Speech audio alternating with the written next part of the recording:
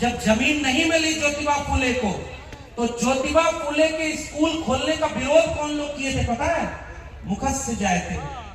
और मैं नहीं बोलूंगा क्योंकि धर्म का अपमान हो रहा था। शूद्र और महिलाओं के बच्चों को शिक्षा देना अगर धर्म का अपमान है तो ये बताओ वो धर्म शूद्रों और महिलाओं का था क्या? और ज्योतिबा फुले और सावित्रीबाई फुले के खिलाफ पुणे और भिड़वाला में बड़े बड़े पोस्टर लगा दिए थे। ये धर्म का अपमान। जो गोबर फेंकते थे उन्हीं के लोग आज गोबर में विज्ञान ढूंढते हैं। समझ रहे कि नहीं? आधा किलो गाय का गोबर अगर लीप लीजिए तो रेडिएशन नहीं होगा। सुना?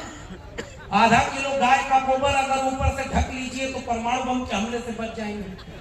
आधा किलो गाय के गोबर को हिनूर हीरे से भी ज्यादा होता है।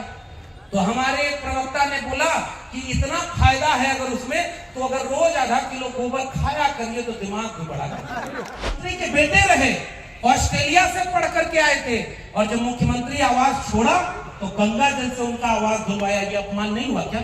जातिवादी लोग कहते हैं ना, अभी तमाम लोग बोल रहे थे, उन्होंने ये बात कही कि जब हम सामाजिक न्याय की बात करते हैं तो हमसे कहा जाता है हम जातिवाद कर रहे हैं।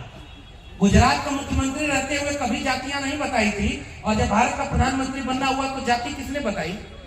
नाम जान रहे ना, मैं इस वैचारिक मन से किसी नेता का नाम लूंगा नहीं, मैं नाम लेने की जरूरत ही क्या? कुछ लोग पनौती। इसलिए पैर में चप्पल पहनकर चल नहीं सकते, उनके सामने खटिया पर बैठ नहीं सकते, और तो और छोड़ो तालाब से पानी नहीं पी सकते। इससे इस देश के लोगों का अपमान नहीं हुआ था क्या? इंसान वो नहीं थे क्या? कलम पकड़ ली, वेद सुन लिया तो कान में शीशा पिघला के डाल दो। दुनिया में कहीं ऐसी बात लिखी गई है क्या?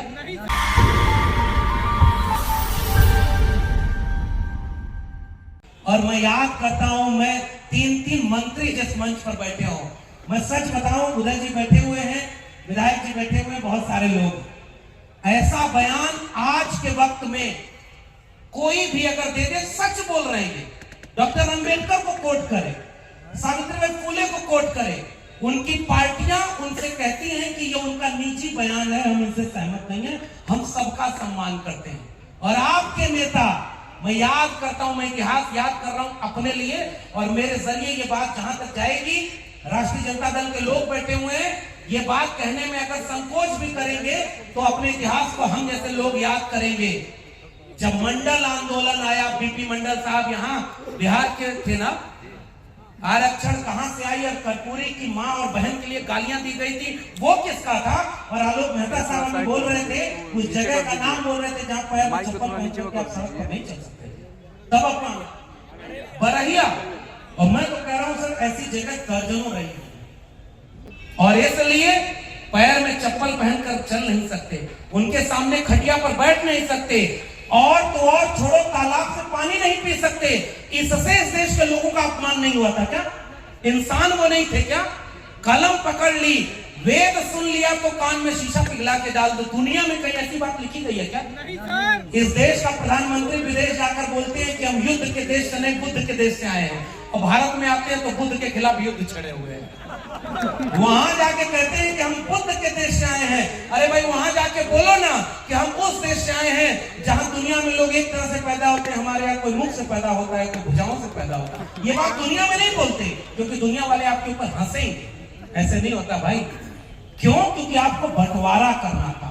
इतिहास का मैं याद करना चाह रहा हूं, जब ये अपमान चारपाई पर बैठने नहीं दिया, इतिहास भूल गए क्या? अभी हमारे यहाँ उत्तर प्रदेश में कांड हुआ, 2 लोग, 2 परिवार के दोनों तरफ हत्या हुई, और जो यादव था उसके सामने बुलडोजर खड़ा कर दिया कि इसका घर गिरा देंगे। ये अपमान आज की तारीख में हुआ। उत्तर प्रदेश में हमारे मुख्यमंत्री रहे, आदरणीय मरहूम नेताजी के वो मुख्यमंत्री के बेटे रहे, ऑस्ट्रेलिया से पढ़ करके आए थे, और जब मुख्यमंत्री आवाज छोड़ा तो गंगा जल से उनका आवाज धुलवाया। ये अपमान नहीं हुआ क्या?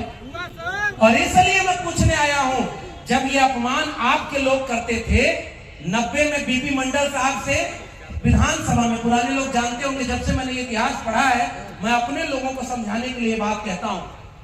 जब ये इतिहास बोला गया कि बीपी मंडल साहब के सामने खड़े होकर कहा गंगा में तेल रिसके आग लग गई, तो खड़ा होकर बोला गया कि एक शूद्र जब मुख्यमंत्री बन जाएगा तो गंगा में आग नहीं लगेगी, तो और क्या होगा?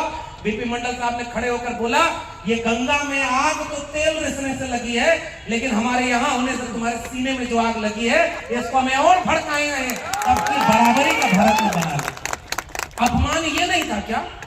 अपमान इस बात का नहीं था जब मंडल आंदोलन लागू हुआ, और मैं याद कर रहा हूं जातिवादी लोग कहते हैं ना, अभी तमाम लोग बोल रहे थे, उन्होंने ये बात कही कि जब हम सामाजिक न्याय की बात करते हैं तो हमसे कहा जाता है हम जातिवाद कर रहे हैं। गुजरात का मुख्यमंत्री रहते हुए कभी जातियां नहीं बताई थी, और जब भारत का प्रधानमंत्री बनना हुआ तो जाति किसने बताई? नाम जान रहे ना, मैं इस वैचारिक मन से किसी नेता का नाम लूंगा नहीं, मैं नाम लेने की जरूरत थी क्या? कुछ लोग पनौती भी बोल रहे हैं, लेकिन हम तो नाम नहीं लेंगे, हम तो अपनी वैचारिक बात कह रहे हैं। जाति आपसे किसी ने पूछी थी? मैं ओबीसी माँ का बेटा हूं, किसने बताया? राष्ट्रपति बनाया तो जाति किसने बताया? किसी ने प्रेस कॉन्फ्रेंस करके जाति बताई ना? जब उन्होंने अब की राष्ट्रपति बनाया तो बताया कि हम पहली बार एक आदिवासी महिला को राष्ट्रपति बना रहे हैं। और जब बिहार के लोगों ने कहा कि अब जाति जनगणना होगी तो वही कह रहे हैं जातियां तो होती ही नहीं है, केवल गरीब, अमीर, किसान, नौजवान यही जाति होती है। अब आप अपने इतिहास पर आइए। मंडल आंदोलन लागू हुआ तो मंडल के खिलाफ में कमंडल लेकर निकलने वाले लोग कौन थे? अब मैं आपके इतिहास पर आ रहा हूं। मुझे भी पता है उत्तर प्रदेश बिहार का एक रिश्ता है समाजवाद का, सामाजिक न्याय का। तो जैसे शिव चर्चा आपके यहाँ हो रही है वैसे ही शिव चर्चा हमारे यहाँ भी हो रही है।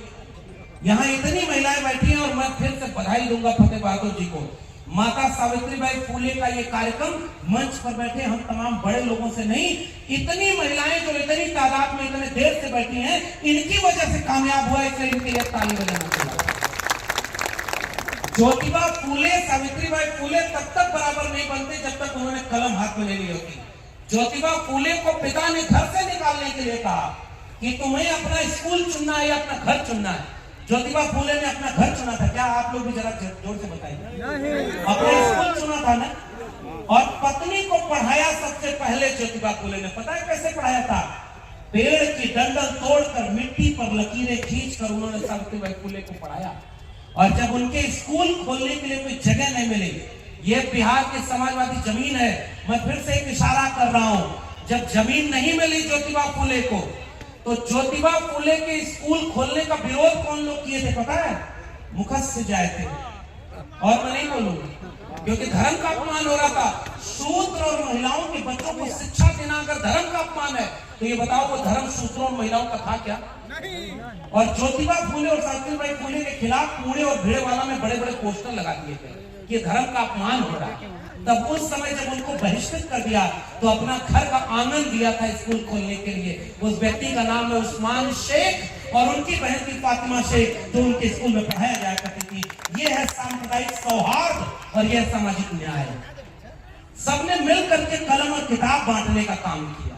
वो सावित्रीबाई फुले जिनके ऊपर पत्थर और कीचड़ फेंका गया, 2 साड़ी लेकर जाती थी महिलाएं यहाँ बैठी हुई हैं। हमारे यहाँ मैं आ रहा हूं उस इतिहास पर जो इस पार्टी का, इस विचारधारा का यहाँ का इतिहास है। सावित्रीबाई फुले 2 साड़ी लेकर घर से निकलती थी स्कूल जाने के लिए, क्योंकि रास्ते में उनके ऊपर गोबर फेंका जाता था, मैला फेंका जाता था। और सावित्रीबाई फुले जाकर बोलती हैं, तुम मेरे ऊपर गोबर फेंकते रहे, मैं तुम्हारे बच्चों को शिक्षा देती चली गई। एक दिन गोबर हारेगा और कलम और किताब जीतेगी। लेकिन अब एक बात का जवाब दीजिए, कल जो गोबर फेंकते थे उन्हीं के लोग आज गोबर में विज्ञान ढूंढते हैं। समझ रहे कि नहीं? आधा किलो गाय का गोबर अगर लीप लीजिए तो रेडिएशन नहीं होगा। सुना? आधा किलो गाय का गोबर अगर ऊपर से ढक लीजिए तो परमाणु बम के हमले से बच जाएंगे। आधा किलो गाय के गोबर को हीरे से भी ज्यादा होता है। तो हमारे एक प्रवक्ता ने बोला कि इतना फायदा है अगर उसमें, तो अगर रोज आधा किलो गोबर खाया करिए तो दिमाग भी बढ़ा करिए। इसमें तो किसी का अपमान नहीं है ना भाई। अगर वो वैज्ञानिक है तो खाना चाहिए। उस गाय के बछड़े को गोबर और वहां हलवा रख दीजिए, वो सूंघ के क्या खाएगा? गोबर खाएगा कि हलवा खाएगा? हलवा। और इंसान कहां पहुंच गया? गोबर खाएगा। अब मैं और ज्यादा नहीं कहूंगा, समझदार को इशारा काफी। सावित्रीबाई फुले के ऊपर गोबर फेंकने वाले इतिहास में मिट गए। गोबर और पत्थर सह करके आपके बच्चों को कलम और किताब पकड़ाने वाली सावित्रीबाई फुले अमर हो गई और आज भी सावित्रीबाई फुले की जयंती मनाई जा रही है। अगर फतेह बहादुर सिंह जी यहाँ पर कोई दूसरा धार्मिक कार्यक्रम कर देते तो वहां एकदम दूसरा माहौल होता। लेकिन मैं तो शुक्रिया अदा करता हूं कि संस्कार का कितने देर तक कलम और किताब की बात सुनने के लिए आप लोग बैठे हैं, और जो सरकार में मंत्री हैं, 3-3 मंत्री इतनी देर तक बैठे हुए हैं, ये वैचारिक प्रतिबद्धता है।